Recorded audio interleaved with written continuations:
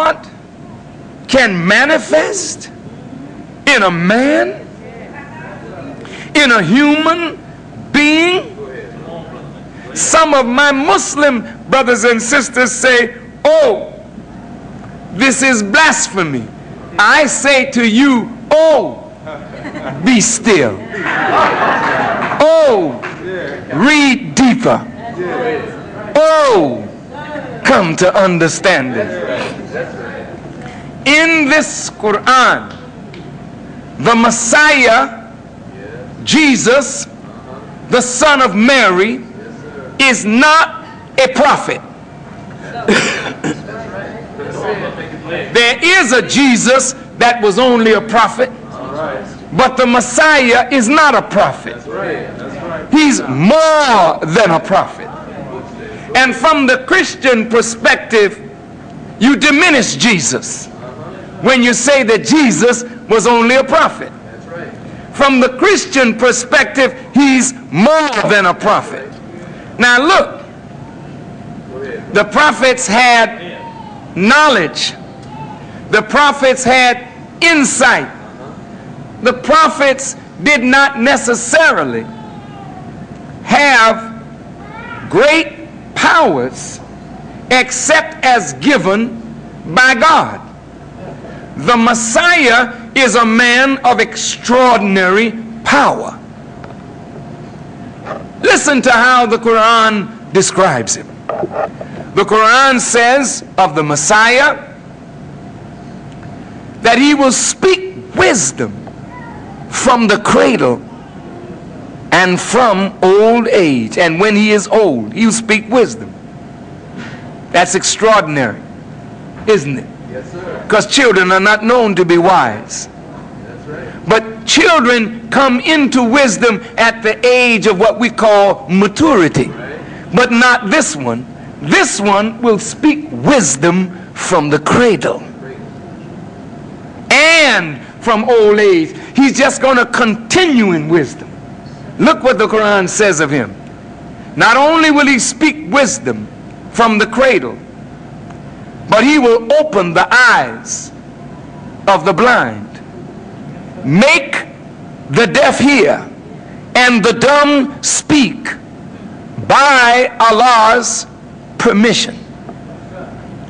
He will raise the dead to life by Allah's permission. He will take a bird and make it, out of clay. He will determine the form of a bird, then breathe into it, and it will become a bird by God's permission. Suppose you saw a man making blind folk see, making deaf folk hear, making dumb folk speak, raising dead folk to life, and then taking clay, forming it into the form of a bird, then breathing into it, and it starts flying. Who would you say you had met? You wouldn't say you had met Magic Johnson. You wouldn't say you had met Tyson. You wouldn't say you had met Stevie Wonder. You say, I met God. How did you meet him? I met him in a man. Yes. Why would God manifest to you in a man? What is his purpose for sending the Messiah into the world? It is to show you your own capabilities that you don't know exist in yourself, and to give you an example of what you could become if you will allow God to be your father and father you into the same spiritual, intellectual development that he fathered Jesus into. And so, in the scriptures of the Quran, this Jesus the Messiah, when he works his work, his name has to be called Wonderful. And this is why the name Muhammad is applied to the Mahdi or the Messiah, because what he does is worthy of praise. Yes, sir. And it's going to be praised much, and it will show forth the praise of God. Yes. And only God's works are wonderful. God's works are full of wonder. God's works are worthy of praise. So when any human being is blessed to wear the name Muhammad, they must show forth in their lives, in their actions, the praise of God. And the things that we do in that name and under that name should be wonderful. Huh? They should show forth the counsel of a wise counselor. And so in the closing moments of this broadcast, I would like to talk about something wonderful. Someone wonderful. Someone worthy of praise. A great and mighty counselor. This man, the Honorable Elijah Muhammad, was born of a woman. Grew up among us. Longed to see black men and women fulfilled, but did not have the knowledge of how to do it. He had, by urge of nature, become a father, but he did not in fact have the knowledge of how to be a father. And though he did the best he could, he was on welfare like so many black men who couldn't find a job and didn't know where his next dollars were coming from. And no man can feel like a real man when his children need shoes and he can't provide it. When his children need education and guidance and he does not know how to give it. When his wife looks to him with this longing look, man, I'm dissatisfied with you. Natural dissatisfaction, because we are not fulfilling our natural role that Almighty God has given us to fulfill. We create dissatisfaction in the hearts of our women and our children for us as men. And they turn on us, and we don't know why they're turning. They're not turning because they want to turn. They're turning because their nature demands fulfillment from us, and our nature demands to give it, but without the knowledge we cannot give, she cannot receive. Therefore we have become enemies of one another in the same household. Men are being driven from their homes because they can't fulfill their responsibility. So 60 to 70% of the homes in America are headed by a woman. No man there. He can't stay there because his presence there is destruction to his being. Just looking at his wife going out to work every day, and he can't find a job. It grieves him in the nature in which he's created. So he don't want to be there when you come home, because he don't like being taken out of the role that the God of nature put him in. So he's on the corner because it's easier to be on the corner relating to other failures in men than to be home facing the reality of my failure. It is easy to make a baby, but to stay home and watch a baby needing pampers, needing clothes because they grow so fast, and the price of baby clothing is so high, and the man looks in his pocket and finds no adequate money, no adequate education, no adequate remuneration for whatever he does to make a living. Then he gets frustrated. He becomes imbalanced. Then the wife talks out to him. Then he smacks her in her head. Then he looks at his child as a reminder of his failure. Then he becomes abusive to his wife, abusive to his children. So he runs into the streets, because in the streets there's a sanctuary with other men who could not make it. Other men who could become a father but didn't have the means to be one. So he's in the pool room. He's in the dope den.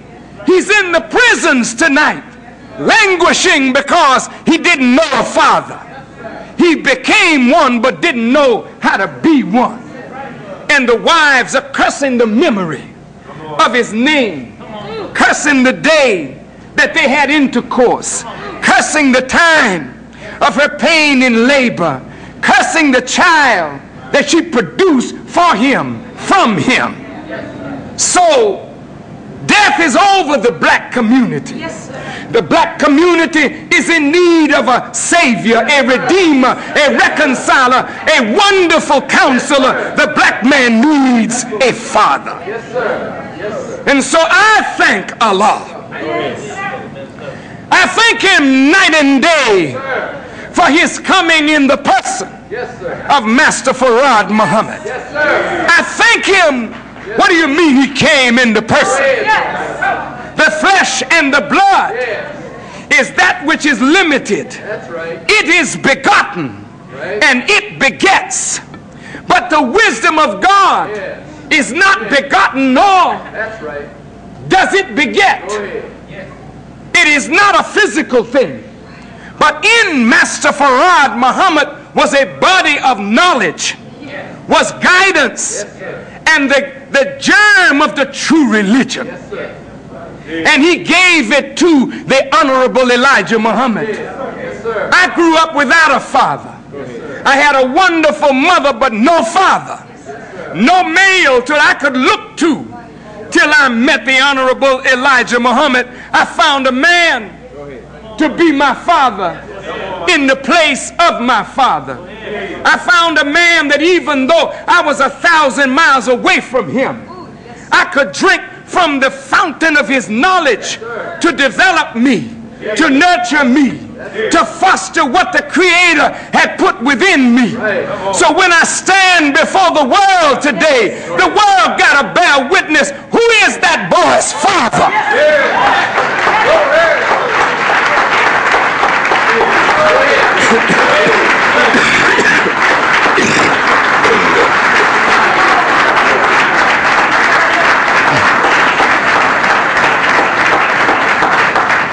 And I will tell you, God is my father. And he fathered me through the wisdom that he placed in the Honorable Elijah Muhammad. And today I am becoming a father. A father to many fatherless young boys and girls throughout America and the world who are reading my columns and listening to the tapes and the videotapes, and they sit by their VCRs and by their little tape recorders, and they take me to bed with them at night, and they wake up in the morning with me, and then they go on out and try to make something of their lives. Not because I physically fathered them, but I'm standing in the place of my father, the Honorable Elijah Muhammad, who is not only the father of his family, but he's the father of a nation. For unto us a child is born, and unto us a son is given. And I say his name is called Wonderful. Elijah Muhammad has done a wonderful thing. He is a counselor. And the work that he did of giving sight to the blind, making the deaf hear, the dumb speak, and raising the dead people to life, that is the work of a mighty God. And he has set into motion a government, and it is upon his shoulder and my shoulder and your shoulder, a new government, a new world order, a new idea for a new people. That's right. Yes, sir. We thank Allah for this Father. Yes, and I invite you to come to the guidance of this Father that you have missed all the days of your life. Yes, And that man is the Honorable Elijah Muhammad, a wonderful counselor whose work is worthy of praise, whose work is praised much. The work and the man, the Honorable Elijah Muhammad. Thank you for listening, and may Allah bless you as I greet you in peace. And if you would like the tape of today's broadcast, call right now, 994-5775. The operators are waiting for your call. Thank you for listening. Assalamu alaikum.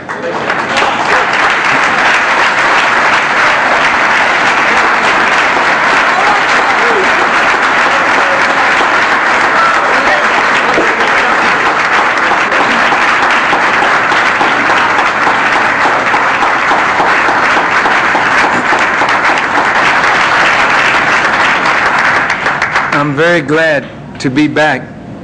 I just busted a button off my coat. I'm proud of my father, you know. Yes, sir. First and foremost. And I say this, you know, to my sons, to my daughters.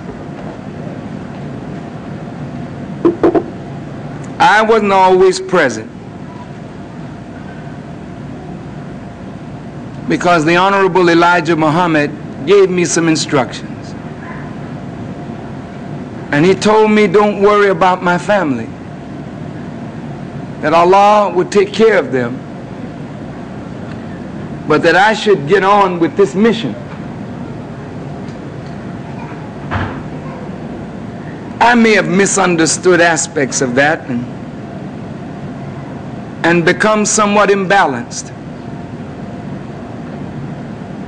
For 33 years of my life, I have worked in the cause of the rise of black people.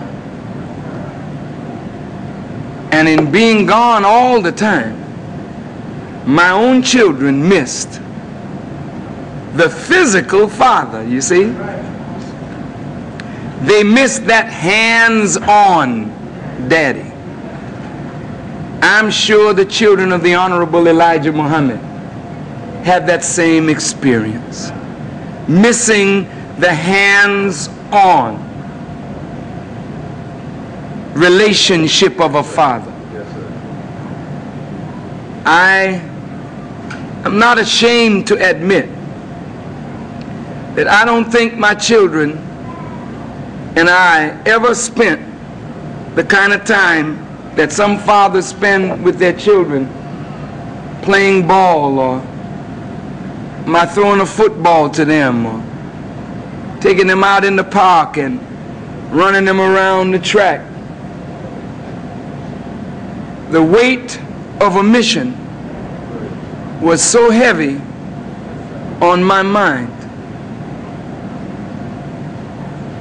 that it pressured me so that I could not properly respond, or did not properly respond to those common needs.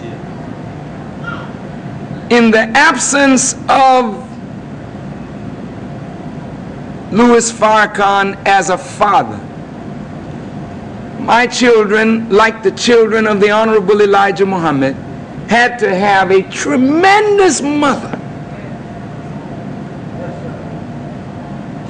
And the burden that was placed on the beloved mother, Sister Clara Muhammad, is the same burden that was placed on Hagar. It is the same burden that was placed on Mary, the mother of Jesus. That she's fleeing in the wilderness with no physical male as a protector, as you all are moving throughout this world with your sons and your daughters with no physical male as a protector for you. So Sister Clara Muhammad, the beloved wife of the Honorable Elijah Muhammad, who is to me a mother too, whenever I would see her, this is the truth, my eyes would fill up with water every time I looked at the wife of the Honorable Elijah Muhammad, water would come in my eyes. And one day, she came to me and she said, "Brother, I was talking with my husband, and I told my husband that every time Brother Farrakhan looks at me, his eyes settle full of water. And I would like to know why that happens." So she said that the Honorable Elijah Muhammad told her, "Next time you see him, why don't you ask him? He will tell you." So she said, "Brother, I'm asking you." And there in the living room in 4847 South Woodlawn, I told her, "The reason my eyes fill with water every time I see you is because I feel the pain of your sacrifice, that I might have a father and a teacher in your husband." And I was speaking personally because I didn't have a father. And I know I wasn't just speaking for myself. I was speaking for many black men who had a father in him, because she, his wife, was a woman of sacrifice. You see? So I say, my wife, believe me, I used to watch her get up in the morning, take all her girls, fix their hair, comb their hair, braid their hair, make sure they had clean clothes, see? Send them off to school. My son's the same. I would be in the next room early in the morning studying the Quran, the Bible, the lessons and teachings of the Honorable Elijah Muhammad, teaching 7 nights a week and studying 8, 9, and 10 hours a day. My wife nurtured the children. Yes. Daddy is gone, but she was always there for them. So in a sense, on Father's Day, I feel a sense of not failure, but a sense of maybe wishing that I had been a little more balanced to give my sons the time that they needed in their critical years, and my daughters. But I did according to my understanding and the heaviness of this mission. And I say this, brothers and sisters, I haven't just taken this upon me. You don't just take something like this upon yourself. Believe me, nobody takes Negroes on themselves. Wait now, this is serious business here.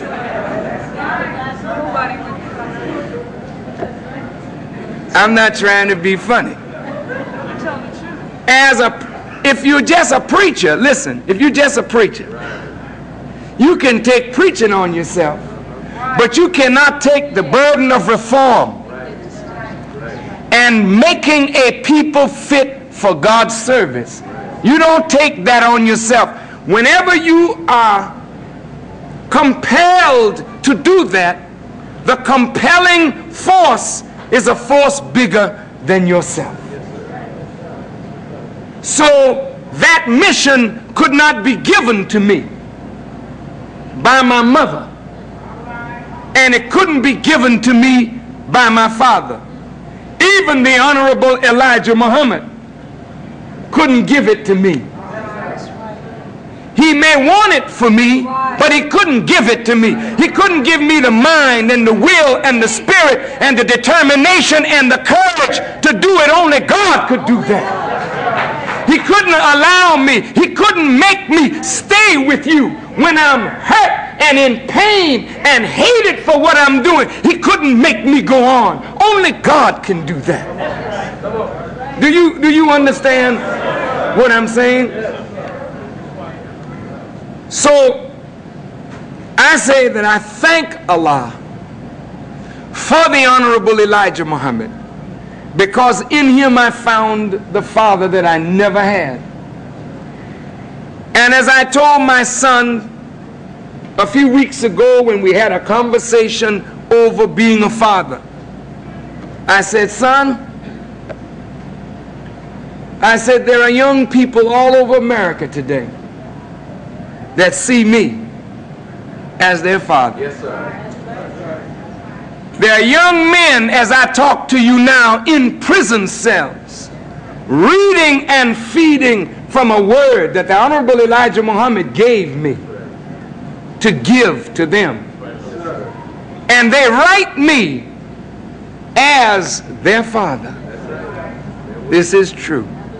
Young girls all over America, young girls see me as a father. It is not I who told them, call me this. It is not I who instructed them, but they are instructed from the womb of their mothers. And they respond to a word. So I, as a physical father, can father the flesh of my son and the flesh of my daughter, but I cannot make one of them follow me in the wisdom of God. Only God can touch my sons and my daughters and say to them, he's more than your father. He is not the father of any of your men. He is the messenger of God, you see. Only God. I'm not saying that of myself now, don't misunderstand. But I want you to understand this, that the Father can put the seed there, but only God can make the Son see the Father in the divine aspect of his work, and then follow the Father in the Word and not call him Father because of the biology. Do you understand what I'm saying?